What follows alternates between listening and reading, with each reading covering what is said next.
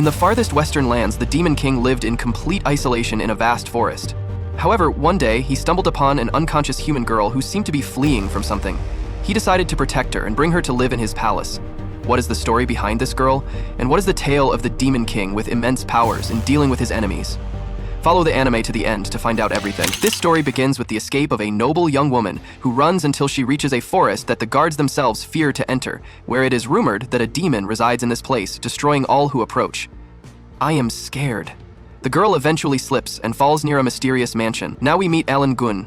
He reads the news and learns of the escape of the evil woman whom everyone is searching for.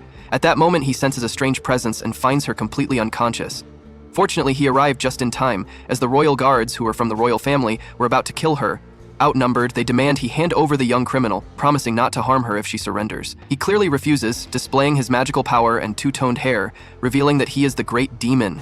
Thus, with the power of illusion, he brainwashes them into believing that a monster attacked them and she vanished. Hours later, she finally wakes up. She is Charlotte, the fiancée of the kingdom's second prince, imprisoned on charges of treason. The young woman denies all accusations. Strangely, the hero believes her because, by simply looking into her eyes, he knows she's not lying. These words move her, as he is the first person to believe her. Being garrulous, he asks her to tell him the reason for her exile. It turns out that in the middle of a banquet, her fiancé, the prince, requested her presence. The guests clearly did not know her, but rumors were circulating that they had been engaged for years without marriage, in addition to her being the daughter of a concubine. To make matters worse, they falsely accused her in front of everyone of committing all sorts of crimes. And since they were the prince's words, no one doubted them. What a scoundrel! She ended up being arrested for high treason, and her engagement was annulled. Analyzing what happened, she realizes she fell into a trap, either because the prince didn't want to marry a concubine's daughter, or perhaps there was another woman. For this reason, he asks her about her cleaning skills, offering her a job as his personal maid in exchange for a salary and 3 meals. However, she refuses, being a wanted criminal who doesn't want to implicate anyone else. To convince her, he tells her how he joined a small group that also betrayed him by using him as a sacrifice. She believes every word, even though he made it up. Noticing her innocence and continued refusal, he casts a curse on himself, forcing her to accept the job, otherwise the blood of an innocent person would be on her hands. He crosses the line. Under pressure, in less than a minute, she accepts the job offer, making everything spotlessly clean. With this, he discovers that she was only a noble by name, as they treated her like a maid in the mansion all this time. After quickly finishing the chores, he tells her to do as she pleases until dinner while he goes to work. He reveals that he dislikes dealing with others, but when he sees someone in distress, he can't ignore it. He proceeds to correct posts written by others about magical theories. For this, he is known as the Red Ink Demon. Finally, sunset arrives, and he is surprised that the young woman has been aligning every line on the floor this whole time. Confused, he asks about her hobbies and what she did in her free time. She happily replies that she has no hobbies, and when she wasn't in her training to be a wife, she was cleaning or doing laundry. Worried, he asks her for at least one happy memory, which was when her sister gave her a completely smashed fruit. He clearly doesn't understand how this could happen, as he was always causing trouble at the Magic Academy. Thus, he makes a decision to teach her all the whims of the world, even those considered bad, with the aim of making her surrender to the greatest pleasures. The first whim will be to eat all kinds of sweets for dinner, but since she mentions that this is not healthy for dinner, he orders her to obey her boss or else he will cast the curse again. Once again, under pressure, she does it, asking him to taste first and leave the leftovers for her. However, the young man doesn't like sweets, so she asks him why he bought so many just for her. It turns out he did it because he wanted to see her happy, which makes her face flush. As soon as she tastes it, she starts crying, as it is the first time someone has treated her with kindness. Discovering that she has been through a lot, he promises to introduce her to all the pleasures of this world until she is weary of too much happiness. Also under pressure, he tastes the cakes, having to make an effort to socialize. Once she is happy with some cake, he spends the entire night writing down possible whims, but only puts what he likes, excluding her ideas for the moment. The young woman greets him with a good morning and asks if he hasn't slept due to too much work. To avoid revealing the reason for his extreme sleepiness, he tells her to have breakfast without him, as he will go to sleep for a bit. However, when he sees her carrying a broom, he doesn't understand why she continues to clean. She has already made the areas he requested sparkle, because since she has nothing to do and is indebted to him, she prefers to feel useful. Discovering that she doesn't do it just willingly, but it is her routine, because her family, despite being nobles and having their maids, made her clean, treating her worse than their servants. Furthermore, they exiled her from the country on false charges. Despite having suffered a lot, she does not speak ill of anyone, nor does she blame her family or her ex-fiancé. This is because she doesn't dwell on all the bad things they did to her. Additionally, when she wants to say something, she suppresses it, which may be due to her fear of them and lack of trust. Suddenly, a small cat arrives who is the mail carrier. In other words, she delivers the mail. Here, he slips up that he is called a demon, but they resolve it by mentioning it is just a nickname. She curiously asks who he is, as she has seen him in the newspapers recently, but since her policy is, the customer comes first, she pretends not to have seen anything. Calmly, he asks her to deliver his potions to the village store. Noticing this, because his potions are the most valuable on the market, he could earn more money if he lived in the village, but since he hates crowds, it is impossible for him. For this serious face, people call him the demon. It is normal for villagers to talk about an evil-looking mage who lives alone, so much so that children enter the forest looking to defeat the supposed demon. Discovering that they also sell basic goods, he asks her to buy everything she needs, and if she doesn't, he will buy everything from the catalog. The cat laughs at the situation, advising him to be firm and reduce his evil bear aura with some good punches. These simple words make him finally decide what the next whim will be. Days later, the young woman's request and the mysterious box arrive to fulfill the whim. It turns out to be a punching bag, and he has placed the prince's face on it. What creativity. Still not understanding its purpose, she asks if it's for exercise, but it's for releasing tension by punching her ex-fiancé's face with all her might. Furthermore, everyone initially hesitates to punch, but once they start, they enjoy it, while talking like a villain. However, she is not angry, even though they took everything from her and expelled her from the country, believing that the prince probably had his reasons and that she is indebted to her family for raising her, having no reason to hate them. And oh my god! With this, his plan goes down the drain as he intended for the young woman to realize all the harm they inflicted on her, and then he would go to the kingdom and expose all the prince's wicked deeds so they could live happily ever after in the end. But since her heart seems to be too broken and her wounds deep, he uses magic to make her punch him. Finally successful in angering her, she is also worried when she sees the blood, but he asks her to calm down because even if she punches him, steps on him, or insults him, he will not abandon her. Ah, love. The cat notices the obvious and puts rings and even a cradle on her future shopping list, while the lovers still don't realize their feelings. In the morning, he asks her to choose between tea or coffee, but when he receives the answer, the same thing you drink, he makes her drink a very disgusting potion, finally making her choose tea, reminding her again to make her own decisions, just like she decided to escape the kingdom. Suddenly, a mysterious girl appears, introducing herself as Hirotta, an apprentice in magical engineering and the hero's sister. It turns out she's his half-sister, and she found him easily through the pollen in his letters, asking if they knew a strange mage. To give him more context, he reveals that he was orphaned at a very young age, and her family adopted him. She curiously asks if she is his girlfriend, which both quickly deny. Knowing that she won't stop until she finds out everything, he tells her directly that she is an exiled criminal from the neighboring country, recounting how they met and everything they have been through so far, summarizing that he is giving a place to live to a girl who was unjustly exiled and teaching her some whims. Asserting that he is a fool, instead of feeding her and making her punch him, he should have taught her things that could make a girl happy. Confiding in her brother, as she knows how to recognize bad people, she gives up her initial plan to take him home and decides to take care of the young woman and teach her how to enjoy herself. He clearly doesn't agree, as that was his plan, and so the great competition begins to see who teaches her the best whims. In the city, they temporarily change her hair color and give her a new hairstyle so she won't be recognized. Without realizing it, he mentions that the blonde color looks better on her and that he likes it more, which makes her face flush. With her hairstyle ready, they go to a clothing store and he feels uncomfortable, but since it is a competition, he remembers when his sister repeatedly challenged him even though she always lost. With her new clothes, she asks him how she looks, and he notices how beautiful her skin is, unlike when he rescued her, but when he sees her short skirt, his heart stops and his pulse drops. While she changes into another outfit, she asks him what he wants her to do for him. He only wants to know what is happening in the kingdom and everything about the young woman. This will be very easy as their father has friends in the kingdom. However, he is surprised because he doesn't want her to investigate the prince for now, because when the time comes, he will go against the country himself, affirming that he has changed because he didn't care about others before. Pay close attention because when he asks for help tying the back of her clothes, they discover scars from being whipped. Using his magic, he heals them. Noticing this because healing her and erasing her scars is easy, but it seems her family not only marginalized her, but did much worse things to her. Filled with anger, he asks for her help now to finish off everyone. But for now, it's her turn to choose clothes. In her desperation, she chooses a very daring outfit. When it's time to choose a place, he teaches her to squander money by buying things without thinking. But since his tastes are bad, the young woman asks him not to spend too much money on her, and again, without thinking, he says he spent all the money so she could learn to enjoy it. Furthermore, all the clothes purchased look good on her, which makes her face flush. Thus, they suddenly start arguing as his sister bought her more things that she likes. Disagreeing with their fight, she asks them to stop. Here we discover that his sister is obsessed with engineering, and while observing a floating wheelchair, she takes the opportunity to buy him an accessory the same color as her eyes, spoiling their romantic moment. Some thieves appear and push her, and he was about to destroy them, but he remembers the young woman's words and lets it go to avoid an argument, offering them money. However, what they want is to spend a night with her, and he angrily breaks their fingers and knocks them down. Going overboard a bit, he apologizes, as he promised not to fight, but she mentions that she knows he did it to defend her, and although she doesn't like violence, she will never fear him. These words awaken something in him, as he initially thought she would abandon him after a few days. And now he is happy that he didn't hate. All this is observed by his sister, who accepts defeat, because when it comes to love, he is more capable of teaching her. The leader of the thieves appears to take revenge, but there is no need to worry, because when he recognizes him, he kneels, begging for forgiveness with his entire group.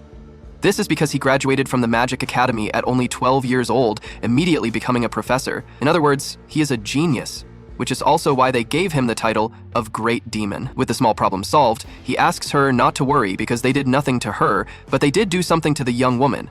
However, just as he was about to say that they tried to take advantage of her, he begins to think about what kind of relationship they have.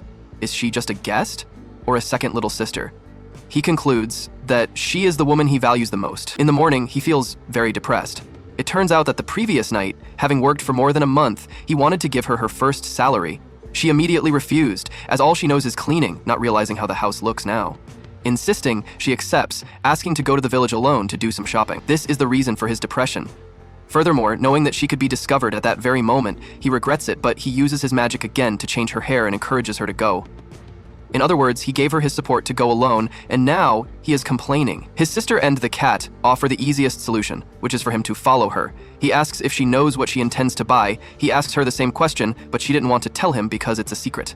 This made him happy, because little by little, she is becoming more independent and making her own decisions. With the map the hero gave her, she gets lost, reaching the most dangerous neighborhoods. Strangely, she is received in the best way, because the hero beat up every one of them moments before, forcing them to receive her warmly. This is the reason for their completely exhausted appearance. When she sees them injured, she gives them healing potions, being called a goddess, promising to change their lives and live honestly. Still not understanding how someone so kind could be with the Great Demon, they ask about their relationship. She mentions that she had nowhere to return to and that the hero kindly hired her. So he is her master, in addition to making all kinds of inappropriate whims. At night, they misunderstand everything, and since the young woman continues to enter the most dangerous neighborhoods, they take control of the entire area, turning the criminals into good people with no danger around her. The cat will take on the task of following her while the others rest. She returns hours later, reporting that the young woman has finished her shopping. He curiously asks what she saw her buy, but she mentions that she couldn't see as she felt embarrassed. The young woman arrives just in time, accompanied by the girl who sold them the accessory, revealing that unknowingly, by eliminating every gang, she made the city safer, and the inhabitants are very grateful. Finally, she congratulates her on choosing a wonderful fiancé, which makes both their faces flush, quickly denying it. Thus, with her first salary, she bought small gifts for the girls. He feels jealous, blaming her for not buying anything for him. It turns out she searched everywhere for something for him, but couldn't buy anything because she doesn't know exactly what he likes. Once again, he shouts without thinking that any small gift like a stamp, a postcard, or even a simple pebble would make him happy. Keeping this in mind, and because she is always worried, she will sew his cloak, and they can also talk about the things he likes, thus knowing what to give him on another occasion. Noticing a feeling growing more and more inside him as they spend time together, days later she finishes reading a book about the most touristy places in the country, and he asks if she would like to visit any of these places. Knowing that if she mentions a destination, they will go on a trip the next day, he pretends to be disinterested. But deep down, he would be happy to travel. Given her refusal to tell, and because he wants her to enjoy what she was never allowed, he is about to use the curse on himself to force her. The cat appears just in time, giving them a very special ticket by chance. This is an all-paid trip for two to a very famous place. With no options, they go on vacation, remembering when she was running away from the royal guard and hiding in a carriage, finally admiring the wonderful scenery. When he sees her worried, he asks her to calm down because the place they are going to is a very rural area. In other words, the wanted poster with her face has not reached this area. Here, he reveals that the villagers supposedly invited them, but everything was planned by his sister and the cat, who are very interested in how their relationship is going. They are about to arrive at the most popular inn. This is a 3-star hotel, plus hot springs, and even anything the client requests. But she is embarrassed, because she also wants to go somewhere, but it's a place for children. The hero mentions that doing things as an adult that you couldn't do as a child is another whim, promising not to laugh if she wants to do something childish. At the hotel, they present the tickets, being received as if this were their honeymoon. It turns out the tickets purchased are for newlyweds, which makes both their faces flush completely. The manager gives them the option of changing their plan, but they would miss all the luxury. Wanting to give her the best experience, he agrees to use the couple's benefits. The cat and his sister celebrate for everything going well. Part of the experience is having a cocktail, but with a heart-shaped straw. Under pressure, and because the young woman is about to faint, he drinks it all by himself. They continue to the hot springs, but they are not separated. but mixed. He immediately takes her to buy a swimsuit. While waiting for her, he begins to think about her reaction when he sees her in a swimsuit. For this reason, in the worst-case scenario, he will stop his heart. Pay close attention because when he sees her, there's no need to stop his heart. It died by itself. What creativity! Because of his reaction, she thinks she looks bad. In reality, he was stunned by her beauty. Trying to get past this embarrassing moment, they go for a massage and slides, and finally to the hot springs, unaware that they are being spied on. To expand the experience, they have ice cream, using his magic to prevent it from melting, which makes her happy. Other customers also ask for ice cream when they see her enjoying it, asking if he can use his magic on other people's desserts. To help them all and triple the ice cream sales, they will give them special treatment in visiting the magic zoo, which makes her completely excited. It's time to sleep, and they see the bed fully decorated for them to fulfill their greatest fantasies. She desperately calls the manager. She asks them to use the room, as it allows them to dream what they desire most, as it was made by dream fairies. Unable to sleep, and wanting to dream of her late mother, he puts a sleeping spell on her. When he sees how beautiful she is, his heart races, immediately activating forced sleep, which puts even his sister and the cat, who are spying on them, to sleep. In the morning, the young woman wakes up crying because she was able to talk to her mother again. Taking advantage of the special treatment for helping them sell ice cream, they go to the magic zoo, wanting to pet the creatures because she saw them in a book when she was a child. The excited hero orders her to ask for whatever she wants, but since she is modest, she doesn't want to make him spend too much, and he casts the curse on himself to force her. Under this pressure, she asks him to buy her cat ears. Because of her adorable request, his heart races and he immediately buys them. Unaware, a mysterious capybara has been watching them all this time. The time for the final battle arrives. I'm scared. Wearing the cat ears, they see a warning that they must be careful with the capybara, as it is capable of destroying mountains when hungry. Although there is no need to fear, as there are only peaceful creatures in this place. The waifu starts crying, not because she hurt herself, but because she is excited to pet it. Wanting to fulfill this whim, he communicates with the magical creatures, making a deal with them. If they play with the waifu, he will buy them the tastiest food. They clearly agree. However, his bribe is not necessary, as she is surrounded completely, incredibly. Remembering the moment he found her, he mentions that there are many types of magic and special abilities in this world. For this reason, he is a high-level, talented mage. In other words, she might have a talent as a tamer of magical creatures. How can these people communicate with magical creatures? And her power seems to be high level, as she practically managed to tame them all without training, unlike the hero who can barely communicate with low-level creatures. The zoo manager arrives, desperate, asking for her help. It turns out they captured one of the strongest beasts. They did it to heal it because some hunters separated it from its parents to kill it and sell its parts as magical materials. Being the first time they capture one of these terrifying creatures, they don't know how to communicate with it to calm it down, and thus allow it to be healed. Trying to help, he uses his low-level power, but it is useless. Furthermore, to make matters worse, the mother approaches, worrying everyone, because with her power she could destroy the city. They consider releasing the cub, but this could lead to its death due to the seriousness of its injuries. With no other option, he will buy time while the others evacuate the population. The waifu, armed with courage, asks him to trust her, because if what he says is true, she must have enough power to communicate with high-level creatures. Noticing a great change in her by risking herself for others, he leaves everything in her hands. First, she confronts his sister and the cat for following them, forcing them to look for the hunters. He speeds up to the maximum, creating a shield for the hotel. The mother appears and swallows him, however. With his great power, he manages to escape with difficulty. Now the villain who has been watching them all this time comes out of his hiding place, who is the capybara of hell. His objective is to rescue the waifu because he is forcing her to stay by his side. After leaving the zoo, he visited many places, finding her unconscious, and when he was about to help, the hero appeared. After discovering the false rumors about her, he followed her everywhere, affirming that he must be destroyed to rescue her. In other words, he is jealous. While they fight, he tells him directly that he is unemployed, because he is only enjoying himself with her instead of destroying the kingdom and thus healing her pain. Being an obstacle, he lied to the wolves that he was the one who kidnapped their cub.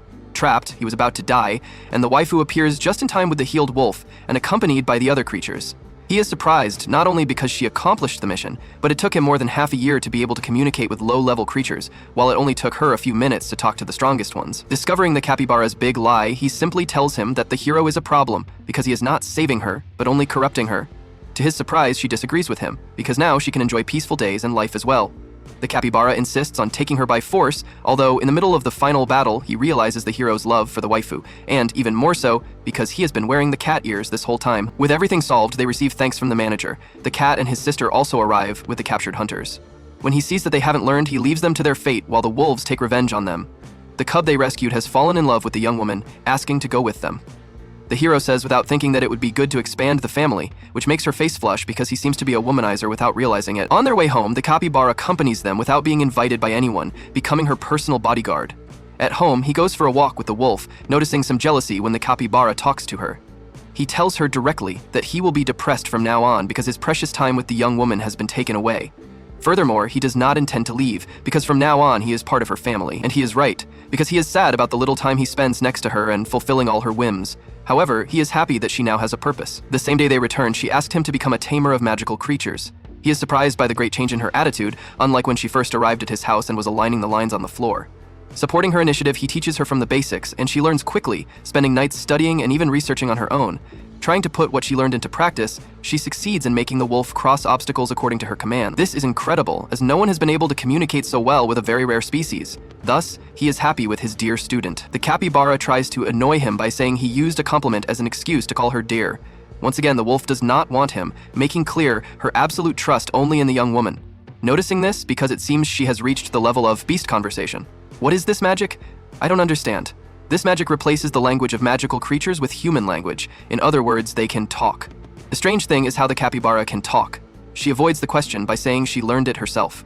Overcoming this mystery, she uses her magical power, saying as her first word, "Don't touch my mommy," reaffirming that she will be a very special girl. To reward her for her great efforts in studying everything about taming, he creates a magical swimming pool for her. Thus, the rude capybara enters first.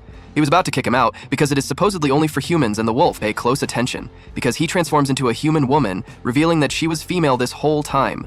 Furthermore, she used the transformation to go to the biggest restaurants. With the calm surrounding him, he takes some time to appreciate his surroundings. His heart races, seeing her enjoy herself, thanking her for everything she has done to make him feel comfortable and happy. Here we discovered that this mansion was not his property at first. In fact, about 30 years ago, an eccentric fairy lived in it. She did not approach the city, being introverted, spending her days at her desk as if possessed. But one day, she suddenly disappeared. Some say she jumped off a cliff after many failed experiments. Others say the monsters she created ate her. Due to all the rumors, he was able to buy the mansion at a very good price. Suddenly, fungi appear in the pool, and also a fairy, calling them thieves for trying to steal her mushroom. She is Dorothea, the dark fairy, who has lived under the garden for a long time. Furthermore, the mansion is hers. In other words, she is the dark fairy who disappeared 30 years ago, not even realizing how much time she spent underground. The dark fairy race is very rare, considered elite. Furthermore, they can live for more than 100 years without food or water thanks to the magical power of the environment. The worrying thing is to determine who the house belongs to. To avoid going to court, he offers to buy the mansion from her. To his surprise, she agrees, as long as they allow her to use the cellar, but she doesn't want money but a small deal. Under pressure, and because this is a safe place for the young woman who is still wanted by the kingdom, he agrees.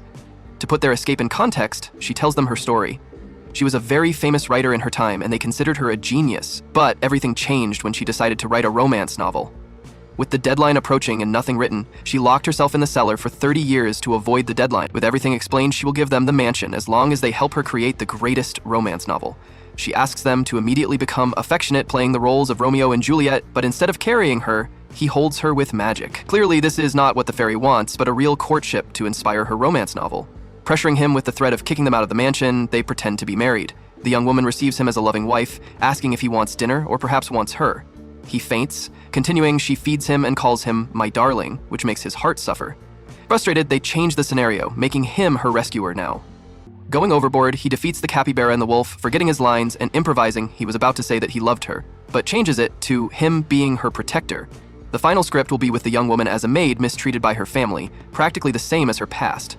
However, the fairy godmother appears, succeeding in making her go to the great ball. The hero, out of character, is shocked. When he returns home, he finds her and he was about to tell her how he really feels. The editor appears just in time, taking the fairy to force her to finish her work, in addition to punishing her for making him wait 30 years. With the fairy out of their lives, bad news arrives that the young woman's little sister is in trouble. When she was still with her family, they forced her to clean even though her hands were full of cuts. Her half-sister is the only one who treated her kindly, giving her medicine and truly considering her part of her family. Thus, they travel to the wizard's school, which is actually an entire country. Here, we learn that the hero fought with his adoptive father 3 years ago, destroying part of the island. He is the current principal of the academy, congratulating him on finding a partner. Since his sister made them believe they had a relationship, he continues the act, formally introducing himself to his father-in-law. His mother also appears, who, despite her appearance, is very intimidating. The reason for their fight years ago is that he wanted to leave his position to the hero so he could spend more time with his wife and have more children. Getting to the point, he reveals that her family is going through a critical situation, which is why her little sister resorted to the academy, changing her identity, and currently has an arrogant attitude in addition to everyone fearing her. However, she has great magical power, becoming one of the best. Since the hero also had this attitude, he asks for his help, although his sister genuinely cares about her followers. Thus, he gives them a couple's room, threatening them with a fork when he senses their relationship is fake. Scared, they agree to sleep together. Thus, he tries to use his instant sleep magic again, but his sister modified the bed, stripping his powers. Taking advantage of the moment, he asks her what she wanted to tell him while acting. It crosses his mind that if he tells her his true feelings, she might be forced to accept because she is so noble. The young woman thinks the same way, and they let it go and fall asleep. In the morning, he changes her hair and puts glasses on her, showing a certain obsession. She will now be his secretary, and he introduces himself as the Great Demon, and she will be his personal trainer from now on. Being a problem in the classroom, she shows great skill, and since the young woman doesn't know much about magic, he will teach her. The capybara and the wolf arrive. This amazes everyone in the academy because it is not normal for someone to tame these creatures. While eating, another arrogant person appears, who is his direct rival. One of his followers causes the young woman to fall. The sister immediately attacks because they harmed her apprentice. She is quickly stopped, but not because she thinks fighting is wrong, but because she is in a place with many people. Thus, she creates a barrier, defeating every one of them, and was about to make them wet themselves with fear. The young woman intervenes just in time, lecturing them, forcing them to promise not to use violence again. Instead of making her a perfect girl, he will put his plan into action to turn her into the queen of the academy. What creativity! While training her, they discover that she carries a backpack sealed with magic. It seems to be very dear to her. Knowing this, and wanting to show that he is stronger, the arrogant one throws her bag into a forbidden cave. He loses, again. However, a superior monster appears below. They were about to die, but the young woman, using what she learned, manages to save them with difficulty. His sister asks her why he risked his life to protect her. She was about to tell him who she really is, but prefers to keep it to herself. In a critical situation, he asks them to leave while she distracts the monster. However, with one attack, she ends up asleep, returning to her real appearance, and when she was about to die, the hero appears, letting out all his anger. In that moment, the creature recognizes him, becoming docile because when he was still a student, he was its pet. With everyone calmed down, the great meeting finally happens, and what she protected in her bag with her life is the book she always read to her. Discovering their supposed relationship, he begins to chase them. His parents knew all along. But noticing that they truly love each other, they let it slide. Back at the mansion, they are about to continue talking about how they really felt, but the cat appears carrying a package with a magic circle, summoning the sister who will stay for a few days to make sure he doesn't do things to her. Thus, everyone gathers, even the fairy, who already published her novel, which was a huge success. In the middle of the night, she dreams when her family locked her in the cellar for accusing her of stealing, and the hero comes to rescue her. Taking advantage of the opportunity, he will teach her a night whim. A shooting star passes, and they hold hands, about to kiss. The others appear, spying, spoiling the moment. With the prince finding the young woman's location and issuing an order for her capture, the first season ends. And if you like the summary, don't forget to subscribe. An office worker dies and is transported to another world filled with magic, where he discovers his unique ability to use magic and control slimes. The anime begins with Rama as a lonely middle-aged man stuck in a dead-end job of terrible co-workers and an even worse boss. One morning, he wakes up to find himself in a strange place, sitting opposite three unfamiliar humans. They inform him that he has died and is now in heaven. However, Real isn't surprised because he always knew the stress of his job was going to kill him eventually. He recalls all the times his boss broke beer bottles on his head and assumes that must have been what finally killed him. But the humans correct him, revealing that he actually died from accidentally falling off his bed. This revelation makes Roma crash out, as he never expected to die in such a pathetic way. The three beings before him are humans from another world, offering him a second chance of life in a new world. And in this new life, he will be granted the ability to use all forms of magic. But the catch is that he must live in the body of a puny 8-year-old after some minor discussion. Arma's body begins to glow in ominous golden light, and he is instantly transported to the new world moments later. He wakes up lying in a forest now in his tiny new body, and as he stands up and looks around, he fully accepts that he has been reincarnated. The gods have prepared a manual for his new life, and as he flips it open, he is shocked to see that all his stats lean toward brute strength. However, this likely means he retained most of his skills from his previous life. Rian Noise as a nearby tree walks up to it and decides to test his newfound strength. So with a single kick, he splits the tree in half, confirming that he definitely has some raw power. Just then, he spots a slime on the ground and immediately gets excited, since it's his first time seeing one in real life. He attempts to tame it, but has no luck, so he consults his magic manual, which provides instructions on how to use taming magic. Following the guide, he casts the spell, feeling magic flow through his body, as a blue circle appears under the slime. The glowing pattern signifies that the slime has been successfully tamed and is now his servant. 3 years later, R wakes up in the house he built, surrounded by hundreds of slimes. He takes a walk through the forest where he spots a group of knights surrounding a wounded man. Unfortunately, they don't have enough magic left to heal him, so they prepare to take him back to the town, but before they can leave, Roma steps in and offers to help. The knights are unfamiliar with him, so the blonde one immediately draws their sword and demands to know who he is, as he eyes Roma carefully. He wonders what kid is doing alone in such a vast forest, reassures them that he isn't a threat, and then he has medicine they can use. So one of the female knights steps forward to examine the medicine, and after tasting it, she confirms its authenticity with that reassurance. They feed it to the wounded man, who soon shows signs of recovery, proving that the potion is effective. After thanking Ri for his help, he suggests they rest at his home before continuing their journey. The next day, the blonde leader agrees, and as they walk, two of the knights whisper among themselves, still puzzled about why a child like Roma is living in the forest. Suddenly, the knights draw their swords as a horde of slimes appears out of nowhere, but before they attack, Arame steps in front of the creatures calmly, explaining that they are his servants and pose no threat. Once the confusion clears, the knights lower their weapons and apologize for the misunderstanding before continuing on their way. Eventually, they arrive at what appears to be a giant rock, seemingly a dead end. However, Roma uses his barrier magic to reveal his hidden home, leaving the knights visibly impressed inside. They set the wounded man down to rest, but the knights soon notice something strange about the house, because there is only enough furniture for one person, meaning R must live alone. Roma walks in with a crate full of potions, telling them to take as much as they want since he makes them by hand. The MS are shocked that a child like him can produce potions, so they question him about who he is and where he's from, realizing he can avoid the question much longer. Roma sits down with her leader to properly introduce himself. After sharing his name, the leader introduces himself as Riharjan, one of the most famous dukes in the area. The moment Ryoma realizes this, he quickly bows out of respect, and after that the other knights then introduce themselves more casually, thanking him for his assistance. With introductions out of the way, Ranard, still suspicious, asks how Riella learned magic potion making and why he's living alone in the forest, not wanting to reveal the truth. Roma fabricates a story claiming that his grandparents taught him these skills but passed away 3 years ago before their death. They had instructed him to go to a village, but since he's an outsider, the villagers don't accept him to express their gratitude. The knights give Roma a crystal ball that can detect criminals when he places his hand on it. The ball confirms that he is not a criminal, which reassures the knights. However, one of them checks his stats and is surprised to see that he has no combat abilities whatsoever, which makes Rolla sigh in embarrassment before getting up to prep her dinner. Reinhardt, concerned about leaving Roma alone in the forest, consults his team. He decides to return home and discuss with his father to see if anything can be done about Roma's situation. The next morning, the mags prepare to depart for their kingdom as they walk away. Roma feels a pang of guilt for lying about how he got here. 2 weeks later, after finishing a head count of his slimes, Riallo lays on the ground to rest. But suddenly, he hears a familiar voice and quickly stands up to see the knights returning for another visit. And as they approach, R's eyes land on a beautiful girl walking alongside them once they arrive. Ran is greeted by Rybak, Reinhardt's father, along with Reinhardt's wife Elay and their daughter Eli Aria. They thank him for saving Reinhardt and his comrades 2 weeks ago. R bows in response and apologizes for not having any snacks to offer, but Rybak brushes it off, reminding him that they arrived unannounced as Ryanback looks around. He is surprised by the sheer number of slimes Ryoma has, since the number has increased drastically since the knight's last visit, making them wonder how they all fit in his home. To demonstrate, Ryoma emerges them into one giant slime, leaving everyone astonished.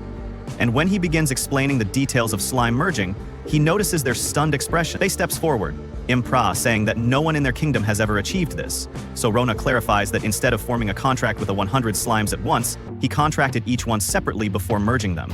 This revelation amazes them, as he has solved a mystery that has puzzled Tamer for years. The Cease suggests he register with the Tamers Guild and present his giant slime. But before they discuss it further, R invites them inside. Once inside, Reinhardt presents Rom with a gold-coated clock as a token of gratitude. Rom accepts it, but soon realizes they didn't come all this way just to deliver a gift. Liari speaks up, explaining that her family comes from a long line of tamers, and she wants R's help in taming her first slime. However, she doesn't know where to find one. Roma pulls out a map and points to a water source where slimes often gather, making it the best place to start. Even so, Eliarid is unfamiliar with the different types of slimes, as she asks R to teach her everything he knows. An hour later, Roma demonstrates how he uses slimes to wash clothes, swirling them in a way that mimics a washing machine when he pulls out the fabric. It's spotless, which shocks everyone, because Goblin Grime is known to be one of the toughest stains, yet Roma's slimes clean it effortlessly. Inspired Arya becomes determined to tame a slime that can evolve into an even better cleaner. She asks Riam to teach her how, but he hesitates because he finds the explanation a little awkward to share with the lady. Instead, he gathers the male knights and explains it to them, and their expressions confirm that Ri made the right choice. However, Hughes takes a more direct approach, walking over to Illyria and the maids and bluntly telling them they need to take a bath and use their sweat-filled water as bait. The girls are immediately offended, so without hesitation, they give him the slap of his life. Ellery wants to tame the slime, but the method is more embarrassing than she expected, so Roma suggests she ask one of her guards to do it. But Ellery decides to handle it herself, determined to accomplish things without relying on others. She spends a few minutes in the bathtub, focused on her goal. The next day, she carefully carries a bowl of her bathwater and bids Riala farewell, hoping to capture her first slime. That evening, she returns, beaming with excitement, probably showing everyone the small slime she has just tamed inside the house. Roma watches as Iaria gently pets her slime. It was sluggish but precious to him, so he kept it and named it Tushy, after an old co-worker who reminded him of it. Ailes then asks what he plans to do. Next, Roma admits he isn't sure whether to stay or move elsewhere. She suggests he travel with them, but he hesitates, realizing he hasn't left the forest in a long time. Sensing his uncertainty, Illyria shares that this is her first real journey as well, and though it may come with hardships, it will also bring unforgettable experiences. Her words make Ryoma think about the world beyond the forest, and after some reflection, he agrees to join them, much to their delight. Since all his knowledge of this world comes from the gods, he believes traveling with them will help him understand common sense. That night, Rai packs everything he can into his item box and visits the statue of the gods, informing them of his journey. He promises that if he does a return, he'll build another statue elsewhere. Then, before departing, he seals the cave entrance with magic to prevent intruders. Meanwhile, Ryback opens a space portal, summoning a carriage with horses. With that, their journey begins for the next few days. They travel by day and rest in tents at night, making the trip quite comfortable for Roma. On the fourth day, they find themselves caught in an unusually heavy rainstorm. Suddenly, the carriage shakes violently and comes to an abrupt stop, causing Illyria to fall into R's arms, making her blush right as the driver informs Reinhardt that there's a problem. Stepping outside, Reinhardt finds that a massive landslide has blocked the road. Taking a detour would add 3 more days to their journey, so he suggests using earth magic to clear it. R, still inside the carriage, sees the landslide and decides to help. He puts on his raincoat and steps outside, forming a magical barrier over himself and Reinhardt to shield them from the rain. Instead of using regular earth magic, he proposes a more efficient method and decides to demonstrate using his create block technique. He generates several stone blocks, which his slimes carefully plate to reinforce the road within a short time. The path is clear and the storm subsides. Reinhardt is impressed, thanking Roma for his quick work. Elise rushes over in excitement and gives Roma a tight hug, pressing him into her chest. He barely has time to react before he starts suffocating, and Elise quickly lets go, realizing her mistake. Though exhausted, Roma feels a deep sense of satisfaction in helping others. For the next 3 days, their journey continues smoothly until they finally arrive at the city of Gimo. Shortly after settling into his room, R looks out the window, acknowledging that one of Reinhardt's main reasons for coming here is to assess which mints to keep open and which ones to close. Later that day, he goes to the church with Reinhardt and the others, because he needs to obtain an item known as a status board, which displays a person's stats. While at the church, the attendant directs him and gives instructions on how to proceed. But as soon as Ryoma places the status board down and accesses the crystal ball, he is instantly transported to heaven, where he sees the 3 gods who sent him to this world. Seeing them, Roma's face lights up with excitement, but that excitement quickly fades as he starts to wonder if this means he has died again. However, the gods explain that he is not dead, but rather they simply pulled his mind over to their side for a while and that he will return to where he was, once their conversation ends. R then recalls that the gods had previously told him he would not be able to communicate with them unless he trained the oracle skill. But since he never trained that skill, he wonders how he is able to see them. Now the gods explain that because Roma has lived a monastic lifestyle for the past 3 years, they decided to grant him the oracle skill, allowing him to communicate with him. The only brief-lived. The female god then tells Roma that it was expected he would meet the ducal family, but he does not understand what she means. She goes on to explain that one of the previous people transferred from Earth had actually married an ancestor of the Jamil family. The gods remember her quite well as a very kind girl who had always wanted to be an animal tamer, so when she was transferred to this world, her wish was to gain a skill that allowed her to tame animals. The same woman later established the Taming School of Magic and was even granted the title of a noble. Since then, the gods have been individually blessing members of the John family. They also mentioned that Ilara seems to have inherited her ancestor's blood very strongly, meaning she's likely to become an excellent tamer, which makes RMA very happy because he knows how hard she works. However, the gods also inform Roma that there is another transferee on that side of the family, since they always bring at least one person whenever they take magic from Earth. This transferee was a stereotypical Otoko who wished for strong magical powers and used them to become unstoppable in combat. Fortunately, he was too timid to go out of his way to commit any bad deeds. He was, though, the gods were the ones who granted him his powers. They were really worried until the day he died compared to him. They believe Ryoma is much calmer, since he makes his own decisions and follows the right rules, so they feel they could not have wished for a better transferee than him. Ri's time with the gods comes to an end, and as he starts to glow with an ominous golden aura, he tells them he will return to the church soon to talk with them again. After that, he is transported back to his world. Once he returns to his body, the attendant instructs him to check his status board and mentions that it is customary and hide everything except his name and age, since the rest is private. Information after she leaves Rai takes a look at his status board and sees that he has been granted everyday skills and combat skills.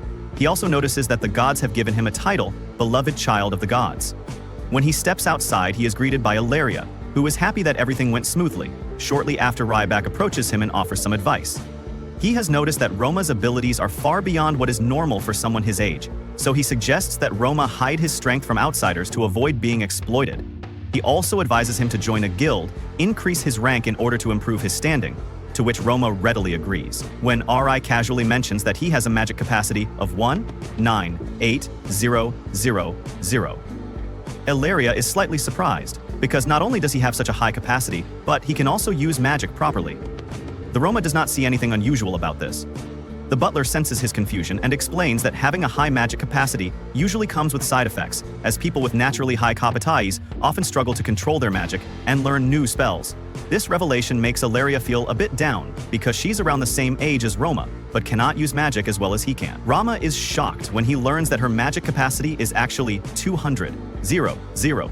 However, he simply tells her that if she spends her free time learning magic, she should be able to improve on her own Ryback, and the others hear his idea and find it quite brilliant, so Roma even offers to teach her whenever she wants, as Ilaria holds his hand in appreciation.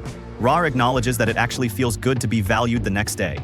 Rama and the group travel by carriage until they arrive the Tams Guild, where Rama is supposed to get registered. However, considering that he has always trained slimes, it would be difficult for him to raise his rank. So Ryback decides to take him to the Adventurers Guild instead, hoping he can increase his rank there when Rai enters the test area he meets. His supervisor was a very stern look on his face, but still explains that this will be a test of Kambadi ability for the first test. Real is given 5 arrows and instructed to shoot at 5 stationary targets without missing. As soon as the test begins, he quickly picks up each arrow and strikes the target's dead center. Passing the test with ease, Reinhardt watches in amazement. As he always knew, Roma was skilled, but he cannot realize he was this good. The next test involves shooting arrows at moving targets. Once the test starts, Roma once again strikes every single target without missing after he completes the test. A supervisor suddenly throws a knife at him in a sneak attack, but Rio catches. It throws it back and then summons a staff preparing to deal a final blow. However, the supervisor quickly begs him to stop, declaring that the test is over. Impressed, he compliments Roma on his performance before introducing himself as Worgen, the Guildmaster of the Adventurers Guild. Since Ares passed the test, he is taken to Warg's office, where Worgen slides him his official guild card, which he will use to accept missions. Ri will start at rank G and work his way up, but if he continues at this pace, Worgen believes he will have no trouble rising through the ranks. With that said, he suggests R check the guild board to see what jobs are available for him. However, he's only allowed to accept jobs within his rank unless he forms a party with promising members, in which case he might be able to take on a higher-ranked mission. Ri goes over to the mission board and sees a variety of tasks, but the one he feels best suited for as a beginner is cleaning a civilian house, as he believes he can simply use his slimes to do the job. The next day, he packs up his slimes and prepares to head out. While Reinhardt and his family wish him farewell and good luck shortly after, he arrives at the house and knocks on the door. When it opens, he is surprised to see a cat beastkin standing before him, since this is his first time encountering one just then. A thick, foul stench fills the air, clearly coming from inside the house. The beastkin, with desperation in her eyes, grabs Roma's hands and begs him to clean it. Roma's task is to clean Mia's house, which is filled with trash. The house is built on unstable land, and over time, a heap of garbage collapsed into the basement. Eventually, the buildup became so massive that no one was willing to take on the job. Despite that, Ryoma is confident that he can handle it with the help of his slimes. He starts by sending his scavenger slimes to consume all the trash in the dump. Once that's done, he moves to the basement and uses his M-wash technique to clean the walls. Finally, he employs his create block technique to produce bricks and reinforce the structure. And with that, the house is fully cleaned when M arrives. To inspect the results, she stares in amazement, and the transformation is so overwhelming that she starts to cry, overcome with gratitude. She thanks Roma for his work now that the task is complete. Roma hands her the form to sign, confirming the job's completion. Mia is so impressed with his work that she promises to increase his pay when he collects it from the guild. Having successfully completed his first job, Roma feels a sense of comfort knowing he can make a living in this world. With that reassurance, he heads back to the guild to report his success upon arriving. The receptionist is shocked to learn that he managed to clean Mia's basement in just half a day, and all on his own. She hands him his reward, which is even higher than expected, due to Mia's increased payment. Just then, Roma hears Worgen calling out to him, so they take a seat, and Worgen expresses his admiration for how quickly Roma completed the job. Since Mia is a well-known adventurer, Worgen was already aware of her problem and just how much trash had accumulated in Curious. He asks Roma how he managed to finish it so fast, and in response, Roma explains that it was thanks to his slime's hearing. This Worgen informs him of another job that requires his skills, though Ri already knows involves cleaning the community toilets, since he saw it on the mission board. Worgen explains that, due to recent budget cuts, there is no one available to handle the cleaning. After listening to the details, R agrees to take on the job, and Worgen assures him that the pay will be good later. That day, R informs Reinhardt and his family about the job offer, and upon hearing this, Reinhardt begins to suspect possible embezzlement because the governor's office had reported that the costs remain unchanged. He instructs his butler Sebas to investigate the matter. While thanking Roma for bringing this to his attention, Reinhardt notes that they might uncover a crime because of him. The next day, Rayla and his slime set out to clean the community toilets. Once inside, he orders his scavenger slimes to consume all the filth, then uses his misash technique to clean the walls before finally disinfecting the area with lightning magic. However, this is only one bathroom, meaning there are still 29 more to go before proceeding. RMA conducts a monster appraisal on his slimes, and is shocked to discover that they have all developed resistance to miasma poison. This can only mean that miasma has been accumulating in the toilets. Alarmy rushes back to the Adventurers Guild to report it, only to find Reinhard and the others already there gathering information from Worgen. They all enter Worg's office, and when Ryumo mentions the presence of miasma in the community, Toilets Elise and Ellie area immediately rush to check on him, knowing how dangerous miasma can be. They are deeply concerned. But this reaction causes RMA to blush, since it's the first time anyone has ever worried about him. Despite the risk, Roma insists on dealing with the miasma before it gets out of control. Morgan is surprised that he is still willing to proceed with the job, even after learning about the danger. However, the others oppose the idea, fearing it's too risky for him to reassure them. Ri displays his status screen, which confirms his resistance to the poisonous gas. With this proof, he argues that no one is better suited for the task than him and his slimes. The next day, Ri returns to the community toilets to resume cleaning. But this time, Worgen has stationed a few renowned adventurers outside to ensure no one enters with everything. In place, Roma and his slimes begin working again as his slimes multiply. Their numbers exceed 1,000, allowing them to clean each bathroom at record speed.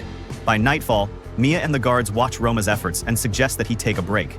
But he refuses, insisting that he wants to finish the job as quickly as possible. The number of scavenger slimes increases from 1,000 to 3,000, so Roma divides them into groups to improve efficiency even further. At the start of the third day, Roma, finally, steps out of the building and announces that he has completed the cleaning. Then everyone outside congratulates him, and they share a moment of laughter and accomplishment. Later that day, R stretches, feeling exhausted, since this was the first time in a long while that he had worked past midnight. As he reflects, memories of his past life start to come back to him. Working past midnight had been a normal occurrence, but back then he lived such an empty and monotonous existence that he had simply grown used to it without noticing. Now he returns home and is surprised to find Reinhardt, his family, waiting for him. The fact that they stayed up just to see him fills Ryumo with emotion, and he begins to cry, overwhelmed by how lonely his past life was. Elise approaches him and embraces him, telling him that they now consider him part of their family. Later that night, after bidding them goodnight, Ri lays in bed, feeling truly grateful that he came to this world. The next day, the Reinhardt family wakes up very early to prepare a breakfast fit for a king, and when Ari wakes up, he's surprised to see that they have gone to such lengths just to make him a meal. The main reason for this breakfast is for Ari to ask R if he will teach her magic, and luckily for her, R agreed. Hubers also suggests that Roma should learn something from them, and since he is not very skilled in attack, magic Cam offers to teach him. Later that day, they all head into a valley where Roma begins teaching Illyria. However, Illyria mostly knows only fire and ice magic, which Roma considers the hardest ones to control. Still, he comes up with an idea and uses bubbly water magic to blow bubbles into the air, making Illyria stare in amazement when it is returned to try. She successfully creates bubbles on her first attempt, but they don't last in the air as long as Rom advises her to imagine something like a sticky liquid, and when she follows his instructions, the bubbles last much longer than before. Illyria is thrilled to see herself improving just by playing with magic, so she excitedly holds Roma's hand. Meanwhile, Camel calls Roma over to teach him attack magic. As promised, he starts by demonstrating a fire arrow spell, launching it into a boulder, and Ryamar replicates it perfectly. On his first attempt, over next few hours, Roma learns various attack and defense spells until he has mastered everything Camel planned to teach him for the day. Just then, Reebok arrives and announces that he will be teaching Ryama space magic. Rai already has some experience with space magic, which he proves by teleporting around them. Since he already knows the basics, Ryan back declares that he is ready to move on to the intermediate level. He explains that all space magic functions the same way, so in order to teleport a longer distance, Roma simply needs to form a strong mental image of his destination. Roma focuses for a few moments and successfully teleports to a distant tree. Ryback teleports after him and introduces the next spell, Dimensional Home Un. Like a regular item box, the Dimensional Home contains air, allowing Roma to store living things like his slimes inside Roma practices the spell until sunset, and when he finally cast it successfully, Hughes confirms it, making Arbeen with joy since his getting laid. They all decide to head home the next day. They set off for the abandoned Gimmo mine to train Illyria in monster combat. Shortly after arriving, they enter the mine for her training, while Rian Hart's group heads to another part of the mine to assess how badly the shafts are infested with monsters. As Roma's group ventures deeper into the cave, they spot a preying mantis and signal Illyria to fight it as part of her training. She starts by launching an ice arrow, but she misses, giving the mantis a chance to get closer right before it reaches her. She fires another ice arrow and takes it down. Turning back to the others to celebrate her victory as they move deeper into the cave, they encounter 4 monsters at once. He and Camel wonder if that might be too much for Roman to handle, but he reassures them that he can manage.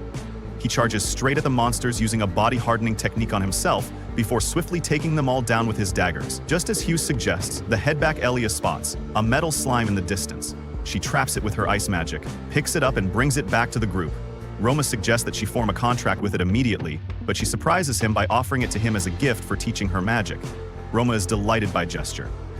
After that, they call it a day and step outside the cave. As Roma admires his new metal slime, he notices some red soil in the ground and wonders if he can extract iron from it. In gathering the red sand into one spot, he uses alchemy magic to extract the iron in form, a bar, so polish, that Eller's reflection appears on its surface. Rainbach and the others stand by, visibly impressed. Rainbach then takes Roma to a trading company, where one of the traders examines the iron bar along with some other items. Roma has crafted several items. The trader confirms their authenticity and agrees to sell them, but Roma requests that his identity as the creator remain a secret, fearing it might put him in danger. Reinhard then suggests that all the profits go to Roma since he is the one making the goods, as they themselves do not need the money. RMA finds their kindness overwhelming and gives them a look of deep appreciation. The next day, Worgen calls a meeting with Ryoma and the other adventurers, informs them that their new mission is to clear the Gimlamine shaft of all the small monsters lurking inside the monsters found in the M. Shafts include cave baths, small rats, and other monsters. Although these creatures aren't particularly dangerous, they tend to appear in large cords, so Worgen advises everyone to stay alert and not let their guard down. The adventurers then head into the men's shafts, splitting into 2 teams to cover more ground. Ran is the only one on his team who knows how to use attack magic, so they agree that he will take care of aerial threats like the cave bats, while the others handle the rest. Not long after, Arma's group encounters a trio of cave monsters, but they easily defeat them without breaking a sweat moving forward. They sense a large horde of cave bats hanging from the ceiling in the shaft ahead. Cave bats are tricky to deal with since they move in swarms, but Rian comes up with a plan to take them all out at once. First, he covers the area with a sound barrier, and he uses his sound bomb technique to send a powerful sound wave into the shaft ahead. By the time they reach the location, they see that the sound wave has knocked all the bats onto the ground, allowing Rielan to command his slimes to devour them. The hunt has been going smoothly so far, so they decide to head out around the day for a break. As soon as they step outside, Worgen and his assistant greet them with serious expressions. They inform R's team that the other group has stumbled upon a goblin village, deep inside the mines consisting of over 500 goblins. Some of the adventurers even got injured during the encounter. Since the goblin village poses a significant threat, they decide to launch an operation to eliminate them, to prevent any goblins from escaping. Adventurers are stationed at different mine shafts to block all possible exits. The operation begins smoothly with the adventurers working together to eliminate the first wave of goblins. However, they quickly realize that there are far more goblins than expected. Seeing the overwhelming numbers, Arme summons all 3,000 of his slimes from his dimensional home and charges into battle. He prepares to use Sound Bomb again, so he creates a protective sound barrier around his allies. Before unleashing the attack, the moment the explosion goes off, the goblins stagger, visibly weakened. Seizing the opportunity, Roma commands his slimes to attack. And as he predicted, they overwhelm the goblins completely, just when everyone thinks the battle is over. A giant goblin emerges from the depths, accompanied by several hog goblins. Roma immediately calls upon all 3,000 slimes, who swarm the enemies at once. The sheer number of slimes is enough to take them down, and soon after they are seen feasting on the remains of the defeated goblins, with the job finally done. The adventurers prepare to leave, but before they do, Rand notices how filthy everyone's clothes have gotten without hesitation. He brings out his clean slimes and uses them to remove the goblin grime, which surprises the others, since goblin filth is notoriously difficult to wash off later that night as they ride the carriage back home. The other adventurers praise Ryoma for his outstanding performance on the battlefield. At some point, he steps outside to sit with Jeff, who is driving the carriage, and their conversation makes Ryoma feel deeply grateful that he was brought into this world. However, he feels even more thankful that he met Reinhardt and his family because he knows that without them, he never would have left the forest as he reflects on all the kindness they have shown him. A thought crosses his mind, wondering whether he'd been relying on them too much. This realization weighs on him, and by the time they arrive at Reinhardt's home, he has already made up his mind with a serious expression. He reports the day's events and then announces his decision. He will separate from them so he can learn to support himself fully. Ri knows that everything he has achieved so far, including becoming an adventurer, is all thanks to Reinhardt and the others. However, he feels like he's getting too comfortable, so he wants to take a step back from them. He doesn't plan to leave forever, but he wants to spend some time on his own and grow. Alice doesn't like the idea, but Reinhardt and his father say they had already expected this. Having raised many children like him, they believe it's only natural, Ryback tells Roma. He can go, but only under 3 conditions. You must always update them about anything going on through letters, visit whenever he gets the chance, and never hesitate to ask them for help. Roma agrees to all of them, and Elise is relieved to hear it. At the same time, Reinhardt's family is planning to head to town to capture some Lenore birds, since they are in season. Reinhardt believes this would be a great opportunity for R, so he suggests that he tags along, and Roma agrees after that. Roma explains that by living on his own, he means staying in town as an adventurer, while also starting the laundry business he has always wanted. Just then, the other adventurers and maids who had been eavesdropping enter the room. They mention that Roma's laundry idea would make him a lot of money because many adventurers simply throw away their gear when they can't remove goblin grime the next day. Riela and Yaria visit Serge at the trading company to discuss how to start the business. Serge watches as Riela's slime effortlessly cleans goblin grime, and an excited look appears on his face. He tells Rand that this idea is going to make him a fortune, then suggests he head to the Merchant Guild to register. Shortly after they arrive at the Merchant Guild, where they meet the Guildmaster, who turns out to be just an old lady. Ari explains his idea using the cleaning slimes, and she finds it fascinating, cuz she officially signs him up, trusting that he will make a lot of money. After that, she shows them a map indicating where his store will be an hour later. They arrive at the location and find it to be in a very strategic area, not too far from the Adventurers Guild, making it an ideal business spot. However, the building itself is run down, so they will need to clean it up and renovate it before opening the shop.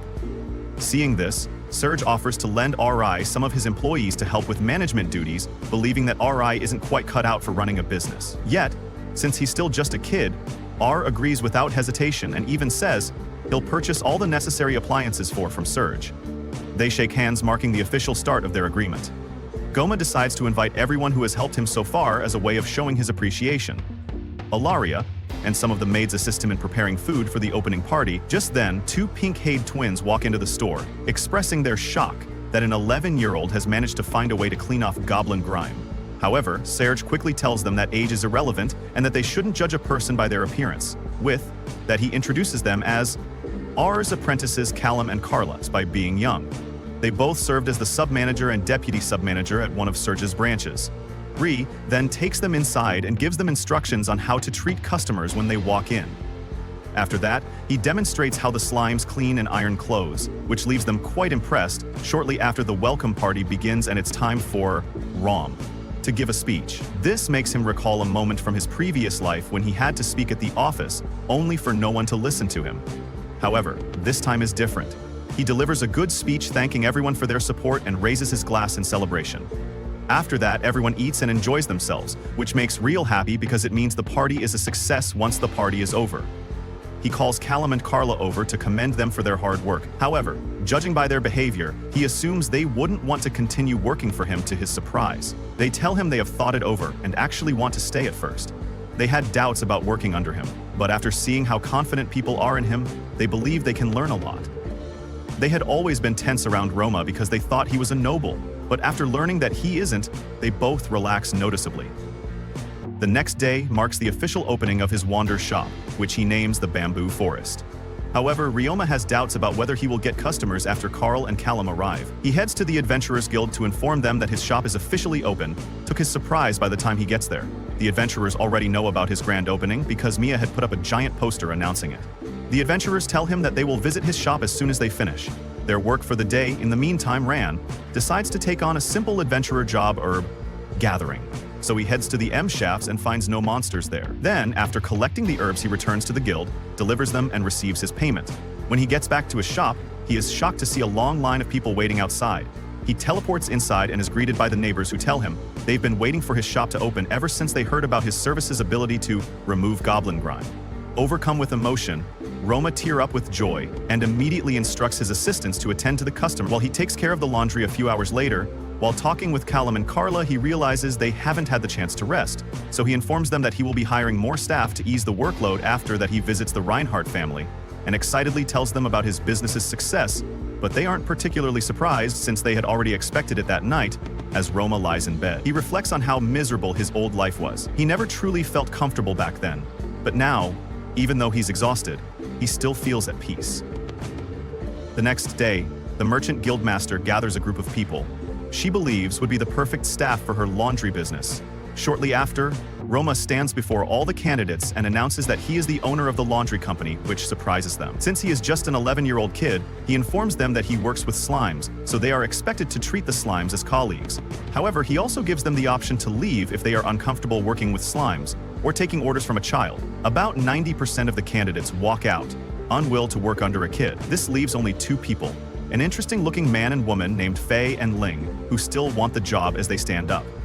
Rova notices that the man has a broken leg, but he doesn't think it will be a major issue since the healing slimes should be able to take care of it. Looking closer, he also spots weapons on them, so they admit they were once assassins but have left that life behind to pursue honest work. They explain that after fighting a war and they lost their homeland and were forced to relocate to this town, choosing to stay undercover. Despite all this, Ari still decides to hire them because the guildmaster is already aware of their past and doesn't see them as a threat. Faye and Ling are surprised that Roma still wants to hire them, even after learning they used to be assassins. After that, he introduces them to Carla and Callum, informing them that they are their new colleagues. They exchange greetings and Ling heads to the employee room where she sees the slimes diligently doing the laundry. She introduces herself, telling them she's one of their new colleagues with Faye and Ling. Now part of the team, Roma is confident they will be able to manage the evening rush and maintain a steady flow of customers.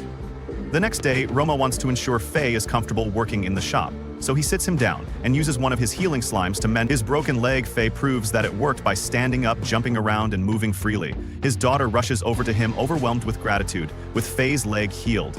Ri trusts that they will be able to work at their full potential. He then shows Faye and Ling their new rooms, which they find beautiful, since they can't even remember the last time they slept on a proper bed with everything in place. The next 2 business days go smoothly. The following day, another large wave of customers arrives, and all his employees work hard to show his appreciation. Roma makes them pizza and other dishes as snacks for lunch, allowing them to take breaks in between their shifts. With that, they manage to get through the day efficiently. With everyone working full-time, however, now that business is growing in popularity, R believes it's best to hire more people. He decides to bring in 2 more employees, along with a cook, to prepare meals for the staff as part of employee welfare, which shocks employees since they have never experienced such treatment anywhere else.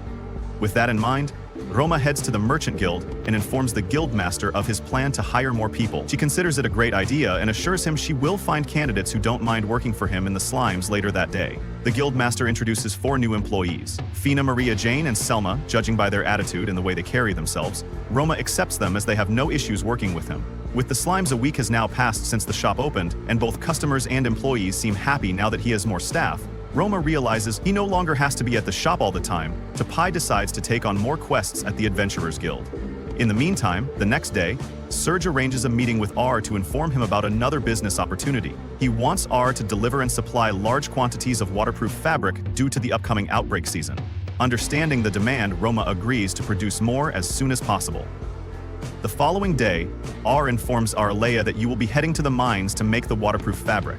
She immediately asks if she can come along, because she believes it would be the perfect place to practice her violin. However, Rianne is confused about why she would go all the way there just to play music.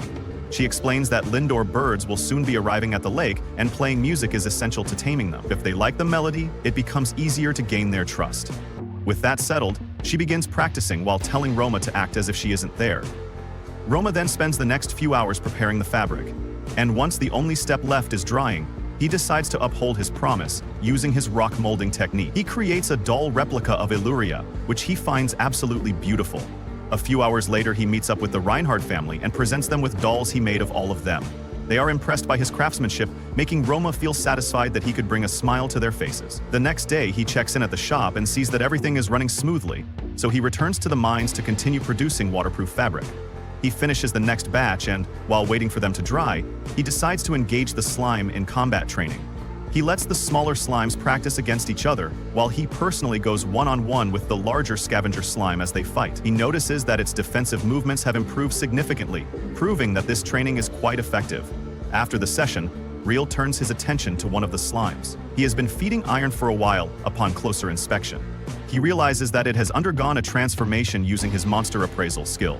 He learns that it has evolved into an iron slime because it has only been consuming iron. This makes realize that if he feeds slimes various metals, he may eventually obtain a metal slime. A few hours later, Rom returns to the shop and is shocked to discover that sales have tripled compared to the previous day. Now that he has more employees, they have been able to work together efficiently and satisfy all the customers. Suddenly, Arai shivers as he realizes that he hasn't even considered giving his employees holidays. He flashes back to his previous life, recalling how much he was exploited at his old job. Keeping that in mind, he announced that the shop will close once a week, so everyone can have a proper break. His employees are overjoyed because they have never worked at a place that values their well-being like this. Arai is determined to provide them with the best working conditions to ensure they perform at their best. The next day, R heads to the Adventurers Guild, where the receptionist informs him that an adventurer party outside town has put up a rare slime for sale. This offer immediately piques his interest, so he heads over to a bar on the outskirts of town inside. He finds a group of men sitting together and drinking, and he assumes they are the ones selling in the slime, approaching them calmly. He begins discussing the slimes, but one of the adventurers, who is clearly drunk, takes offense, misinterpreting R's words. He grabs him by the collar, thinking he has come to mock them for failing to sell the slime. However, as he pulls Roma, he suddenly falls to the ground and starts crying out of frustration. After that commotion, Roma speaks with some of the more reasonable members of the group. He explains that he is there to purchase the slimes they couldn't sell, since he collects and studies them. They allow him to examine the slimes, and when he looks inside the pot, he is surprised to see a slime that looks like blood, something he has never encountered before. Intrigued, he offers to pay extra for it, which delights the adventurers after completing the transaction. He leaves and heads to the Gremel mine, where he forms a Bing contract with a new slime once the contract is established. The slime slithers into the body of a dead rat and drains all its blood, making Romo realize that this could be one of its abilities. Meanwhile, the gods who brought Ryumo to this world continue to watch over him, see how happy he has become and how much respect he shows to everyone, including the slimes, and conclude that they made the right decision in bringing him here. The next day, Illyria invites Roma to join her while she takes her magic lessons. Liz, Rainbach, and Reinhardt are present to teach her a technique known as the shared sensation technique, which allows her to share information such as whether she is in danger with her familiar. However, instead of using slimes for today's lesson, Elise brings some crew birds because she believes they would be more effective for sharing sensations. Both Arame and Eli Area quickly form a connection with the birds. Elise instructs Roma to picture a mental image of being able to see through the bird's eyes, and after a few moments, he realizes he can see himself, though the experience makes him feel nauseous. Elise and the others are surprised that he managed to pull it off, and Reinhardt explains that the nausea is something every taming magic user experiences. He advises Ryoan to close his eyes to get clearer vision of things following his advice. Ryoma is now able to observe his surroundings through the crew bird, without feeling disoriented after they all sit down as Rainbach Reinhardt, and at least share details about the types of monsters they are capable of. Taming Rainbach starts by explaining that he can tame any form of scaled monsters, though he cannot maintain many familiars at once. Reinhardt, on the other hand, can tame any four-legged animal, but he is unable to form a contract with any other types of creatures B is considered. The strongest tamer among them, which she proves by revealing her giant white wolf, a divine beast known as Ephemera. At the same time, she has tamed over 120 monsters, primarily specializing in wolf-type creatures. Reinhardt has always been a step behind her in taming magic, because he dedicated most of his time to practicing his sword skills. However, the strongest tamer among them is Reinbach, as he has less than 20 familiars. Yet all of them are dragons. They are so powerful that he only summons them in times of true havoc. As Roma listens to all of this, he realizes just how incredible the people around him are. Over the next few days, R continues practicing taming magic with Ilaria while also producing and distributing waterproof fabrics to serve eventually the Grey Frog outbreak begins, and Roma holds a meeting with the other adventurers to discuss how they can make the most money hunting down the frogs. They figure that they will need a good outfit similar to the one Ryoma used when cleaning the public toilets, so he simply suggests that they visit the trading company to get some. The Gra frog outbreak also means that the lemur birds will be flying through, and Ryoma recalls that they can only be tamed through music. Wanting to take advantage of this, he spends most of the night practicing his guitar skills so that he will be able to tame the birds when they arrive the next day. Ri and the Reinhardt family begin their journey through the woods, heading toward the lake, where the lemur birds are expected to pass along the way. Roma runs into the adventurer party that had sold him the blood slime they tea for a while and thank Ryoma for the advice he gave them about making money during the growl outbreak season. The conversation soon comes to an end and Ryoma hurries to catch up with the others. When he arrives, he is surprised to see the birds flying gracefully across the lake, and as he looks around, he notices adventurers gathering all the frogs from the water. A few moments later, a man attempts to tame the birds by playing an instrument, but his playing is so awful that the birds immediately reject him, taking offense. He draws his sword and tries to tame them by force, but one of the birds retaliates by using wind magic to attack him. Fortunately, Roma intervenes just in time, blocking the attack with a wall. Suddenly, an agonizingly loud sound fills the air, forcing everyone to cover their ears in pain. However, Real is unaffected for some reason, so he quickly tracks the source of the noise to one of the birds acting fast. He uses a round magic chamber to contain the sound, after which the bird flies away. Rybok then explains that the bird that attacked them is part of a very dangerous species, one that can use dark magic in addition to wind magic. It is also known for instilling fear and hallucinations in people, and just by looking at the other adventurers, it is clear that they are already affected. Romo, on the other hand, has the skill of mental resistance, which likely explains why he was immune to the sound. However, even with that advantage, he realizes that he still has to be careful, as he cannot even noted the bird's attack coming. They spend the next few hours waiting for the lemur birds to return, but unfortunately they don't, so it's finally time for them to head home. Elia looks sad because this is the moment where they part ways, and Roma is aware of this but doesn't know how to respond because of how awkward it feels. Just as the silence stretches, Elise steps in and offers them both some comforting words. Hughes, on the other hand, teases R by urging him to go in for a goodbye kiss, which makes both him and Illyria nervous, but Ryoma quickly calms his nerves by delivering a punch straight in the balls. Their attention quickly shifts as they notice the lemur birds. Returning seeing this, Rand decides to take a step back because he fears the leader of the lemur birds might be cautious of him. Then, out of nowhere, Illyria steps forward with her violin in hand, confidently assuring everyone that she'll be able to tame them. She starts playing a beautiful melody, and the soothing tune calms the birds so much that they accept her song and approach her for taming. She successfully forms a contract with 9 of them, which brings a smile to her face. Real then takes out his guitar and begins to play. Although the guitar isn't an instrument known in this world, it still manages to soothe the birds, and as they come over to him, he successfully forms a contract as well. Illyria then appraises one of the RAR-looking birds she tamed and discovers that it's actually a rare breed of LR bird.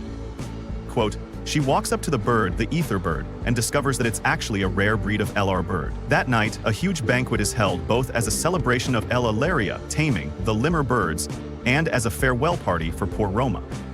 A couple of hours later, Roma and Illyria sit together in his room.